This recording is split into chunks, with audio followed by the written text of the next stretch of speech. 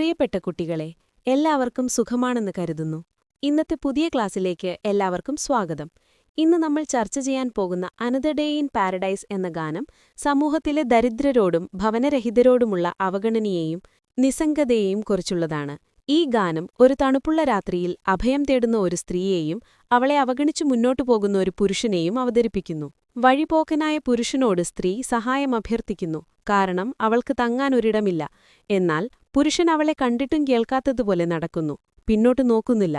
അയാൾ അസ്വസ്ഥനായിരിക്കാം, അതുകൊണ്ടാണ് കൂവിക്കൊണ്ട് റോഡ് മുറിച്ചു കടക്കുന്നത്.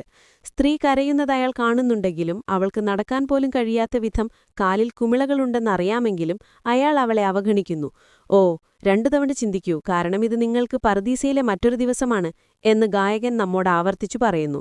ഭവനരഹിതരായവർ അനുഭവിക്കുന്ന ദുരിതങ്ങളെക്കുറിച്ച് നമ്മൾ ചിന്തിക്കണമെന്ന് ഈ വരികൾ ഓർമ്മിപ്പിക്കുന്നു.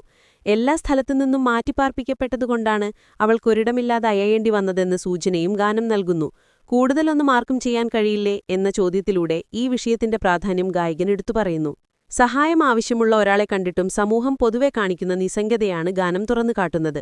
ഫിൽ കോളിൻസ് എഴുതിയ ഈ ഗാനം സമൂഹത്തിൽ ആഴത്തിലുള്ള സ്വാധീനം ചെലുത്തുന്നു. കൂടാതെ അദ്ദേഹത്തിന്റെ ഏറ്റവും വിജയിച്ച സിംഗിളുകളിൽ ഒന്നുകൂടിയാണിത്. നമുക്ക് എഴുത്തുകാരനെക്കുറിച്ച് അല്പം നോക്കാം. അനദർ ഡേ ഇൻ പാരഡൈസ് എന്ന ഗാനത്തിന്റെ രചയിതാവ് ഫിലിപ്പ് കോളിൻസ് ആണ്. 1951 ജനിച്ച ഇദ്ദേഹം ഒരു ബ്രിട്ടീഷ് സംഗീതജ്ഞനും ഗായകനും ഗാനരചയിതാവും record നിർമ്മാതാവും അഭിനേതാവുമാണ്.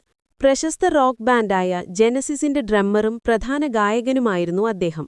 In the air tonight, one more night, another day in paradise, I wish it would rain down എന്നിവ അദ്ദേഹത്തിന്റെ ഏറ്റവും വിജയിച്ച സിംഗിളുകളിൽ ചിലതാണ്. ഒരു സോളോ ആർട്ടിസ്റ്റ് എന്ന നിലയിലും ജെനസിസിലെ അംഗമെന്ന നിലയിലും പോപ്പ് സംഗീതത്തിന് അദ്ദേഹം നൽകിയ സംഭാവനകൾ ഏറെ പ്രശംസിക്കപ്പെട്ടിട്ടുണ്ട്.